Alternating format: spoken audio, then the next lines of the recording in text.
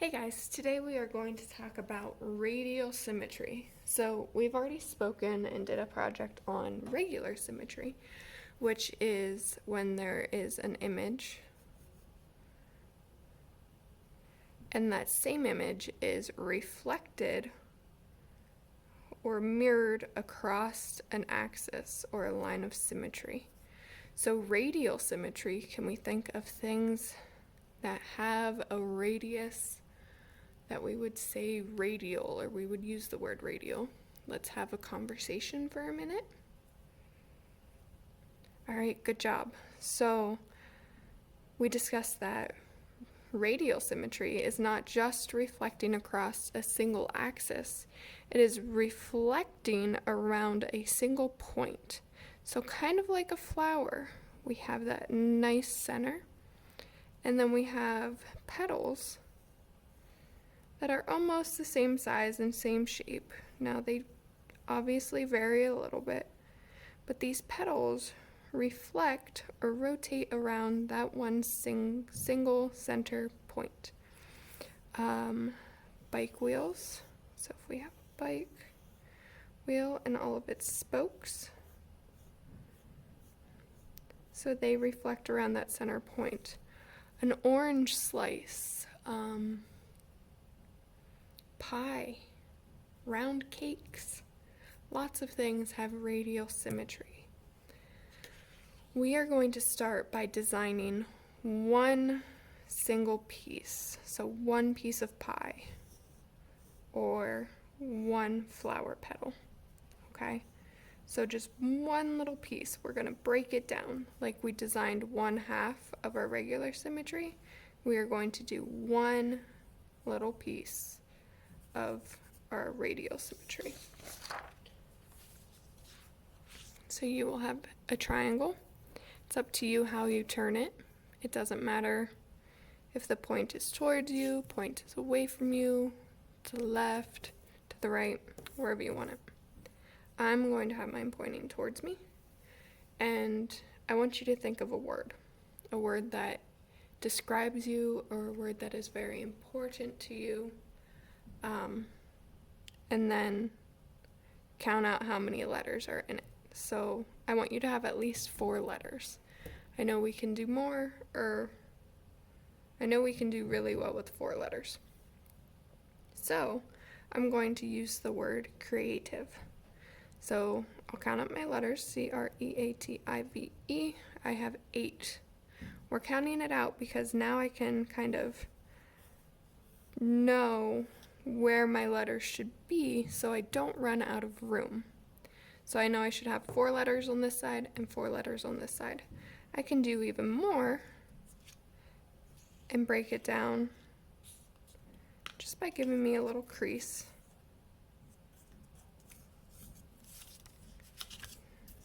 And I'm gonna eyeball it over here. So I should have 2 letters, 2, 2, and 2. If you want to break it down more, that's fine, but I'm not going to. So now I'm just going to write my word in block letters. But let's practice that first. So to create block letters, I want you to write your word. And then what you do to create your blocks, and it's can be bubble blocks or blocky blocks, it's up to you, is trace around that line. So I'm going to go a distance from that line on both sides of it. So same with the R.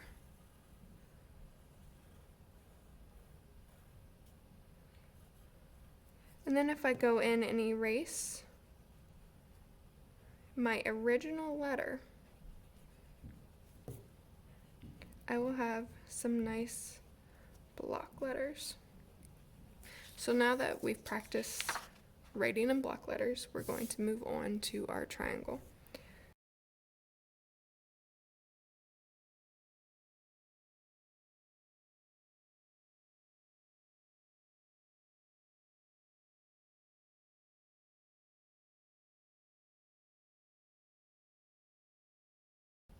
So you can see that all of my letters, except for the E and the R, are touching, which it's okay if they are, it's okay if they're not.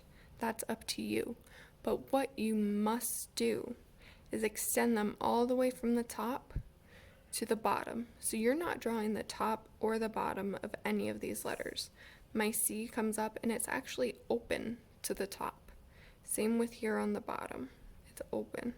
My R. And that means that I am following this weird line. So the letters in the middle are going to be bigger. The letters on the outside are going to be smaller. So here's some other examples. So I wrote joyful. I added spaces in between the letters. And you can see how my F follows, the top of my F follows that line up. My Y didn't extend all the way up, but the other side did. So as long as part of it is touching, that's okay. Here's another way we could write, with our triangle being our 90-degree angle pointing to the left. And then here's another one. So this is the same word, and it's showing you how different they can be just by changing the way that the triangle is. So from here, you're going to take a sheet of paper. So I'm going to fold it in half.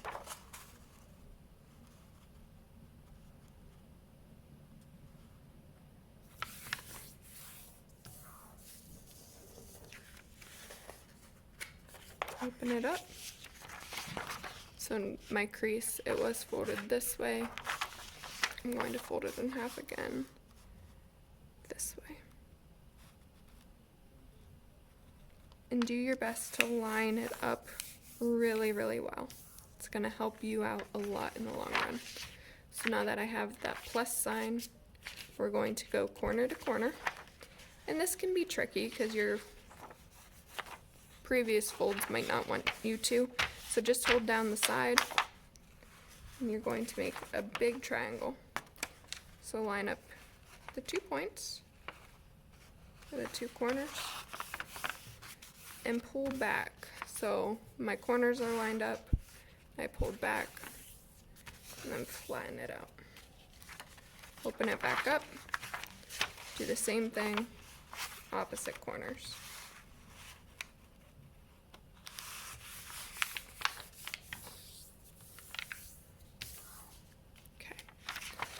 So now I have my radial point, so that is my center point, and I have my word.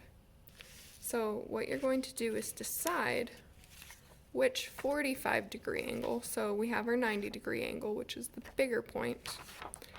We want to decide which 45-degree angle is going to be our center, because that has to stay in the center the entire time. So I'm going to mark this one. I'm just going to make it dark. That way I know. So I'm actually going to take my triangle and I'm going to flip it so my word is facing down. And I'm going to make sure I mark on this side which point is my radial center.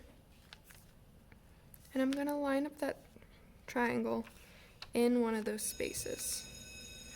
So what I'm going to do now is trace over what I can see. So you can kind of see what I have in here. I can see my letters, I can see part of my U, and if I look closely I can see my whole word. It's actually not the one I wanted to use creative. So I'm gonna get that and go over the letters, and it's going to transfer the graphite from this onto this blank triangle.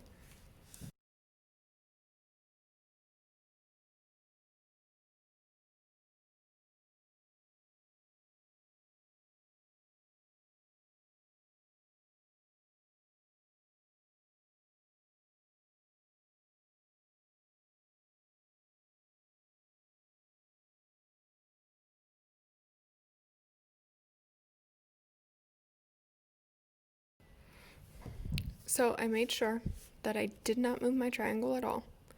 And I went over my lines as best as I could. I tried to really follow those lines. I didn't get crazy and make big, thick lines over top. I want them to be just like I drew them on the other side.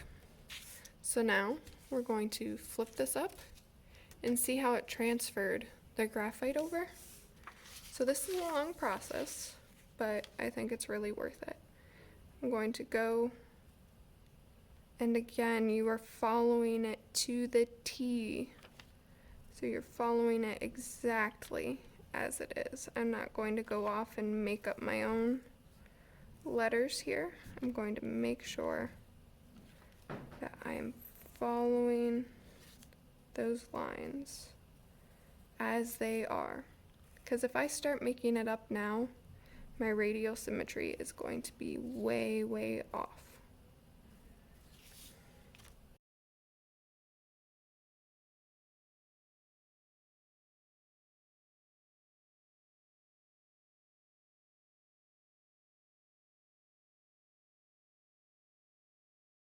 Okay, so now that I have that done, what we do, so I'm gonna line that back up as I drew it, so make sure that my letters are on top of each other.